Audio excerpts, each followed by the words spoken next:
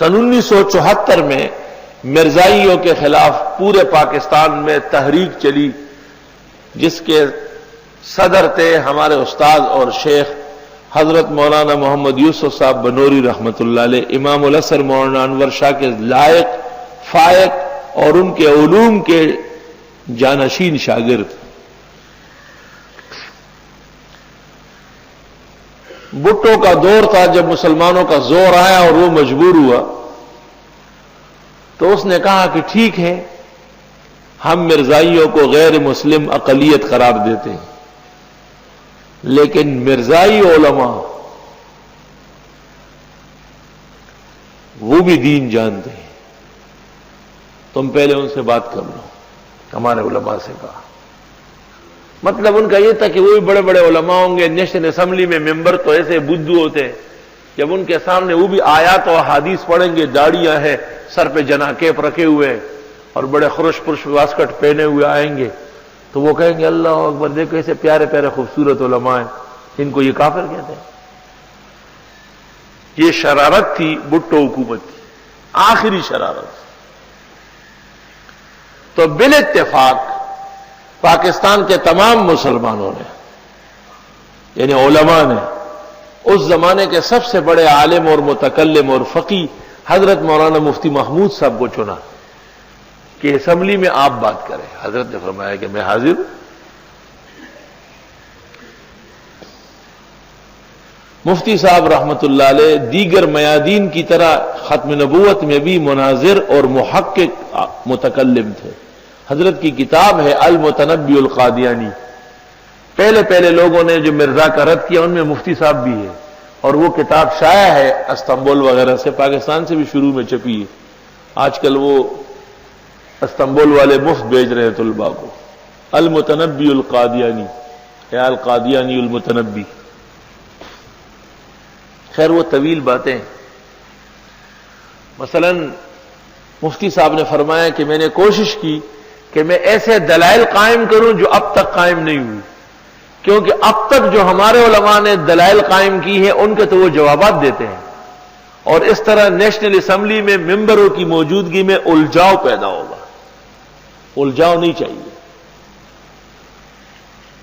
تو مرزا ناصر آیا، مرزا غلام احمد کا پوتا، بہت چمک دمک والے کپڑے پہن کے اور بڑے کبے جبے لگا کے، اور تمام جیسے علماء کرام کی شکل ہوتی ہے ایسی بنا کے۔ مفتی صاحب فرماتے کہ جب وہ آ کے بیٹھ گیا تو کہا، ممبر بڑے افسوس کرتے تھے کہ مفتی صاحب ایسی شخصیت کافر ہو سکتی ہے، آپ لوگ عوامی دباؤ ڈال کر کے اللہ سے نہیں ڈرتے۔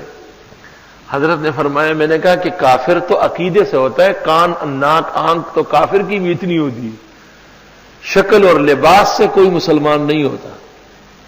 اور ابھی آپ دیکھیں گے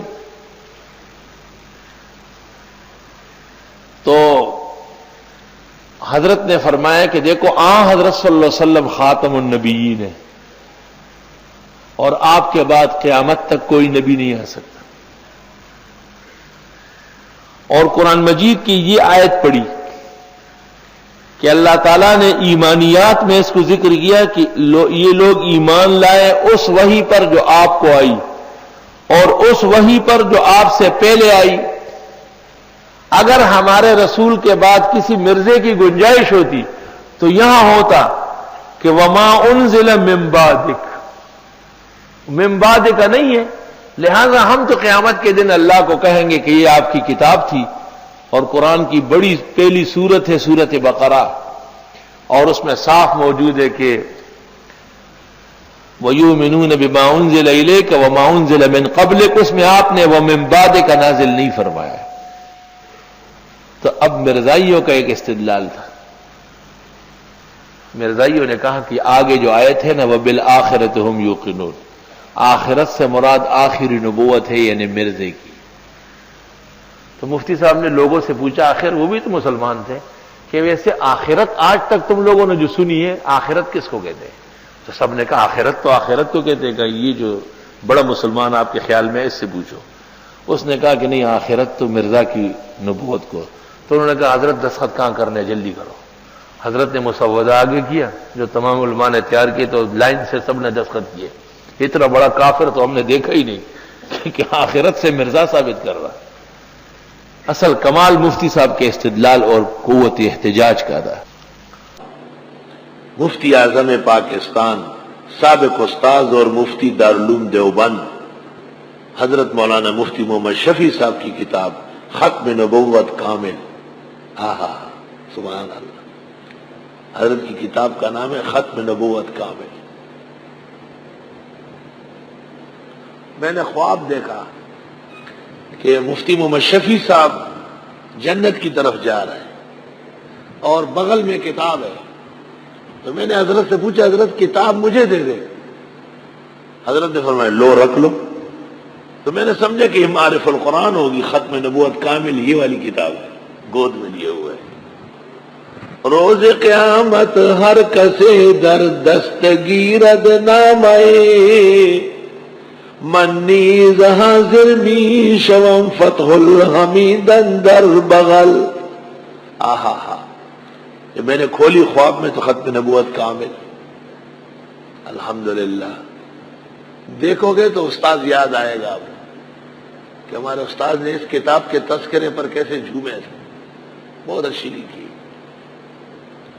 غلطی تو ہو گئی ایک آدھ اس میں بہت سخت, ایک آدھ غلطی بہت سخت ہوئی ہے جو پنجاب کے مناظرے میں قاضی نذیر نے کھڑے ہو کے پیش کیا. اس کا جواب مرد مومن مرد میدان مولانا منظور نے اسی وقت دیا کہ مفتی صاحب سے غلطی ہوئی ہے, جھوٹ نہیں بولا ہے. جھوٹ تو روزانہ 75 کے قریب مرزا صاحب بولتے تھے. مرزا نے کہا ہے محمد دیکھ نہ ہو جس نے اکمل غلام احمد کو دے کے قادیاں. تو یہ حضرت کی توہین نہیں ہے کہ اگر محمد کو پورا دیکھنا ہو تو غلام احمد قادیانی کو دیکھ لو, جس کی ایک آنکھ تھی ایک نہیں تھی اور جس کی پیشاب کی تھیلی پھٹ گئی تھی. خود لکھتے ہیں میری پیشاب کی تھیلی پھٹ گئی. محمد دیکھ نہ ہو جس نے اکمل غلام احمد کو دے کے قادیان ہے. یہ ایک مثال دیتا ہوں, تفصیل میں پڑھو گے تو یہاں تک لکھا ہے کہ وہ عرب صحرائی وہ مجھ تک کہاں پہنچ سکتا ہے. یہ تصدیق ہے. پھر توہین و تکذیب کس کو کہیں. اور جب علماء نے کہا کہ حضرت کی صحیح حدیثوں میں ہے کہ عیسیٰ علیہ السلام زندہ ہے اور آسمانوں پر گئے مرے نہیں ہے, تو تنگ آ کے مرزا نے کہا یا تمہارے علماء نے جھوٹ بولا یا تمہارا پیغمبر بات کو سمجھے ہی نہیں. اصل حضرت کو جھوٹا کہہ رہا ہے. میں انشاءاللہ تعالی اپنے مقام پر اس قسم کی چند عبارتیں لکھواؤں گا. السلام علیکم. جی دوستو, آپ نے دیکھا اور سنا شیخ مفتی ظہور علی خان رحمۃ اللہ علیہ کو کہ شیخ مفتی ظہور علی خان رحمۃ اللہ علیہ کیا بیان فرما رہے تھے.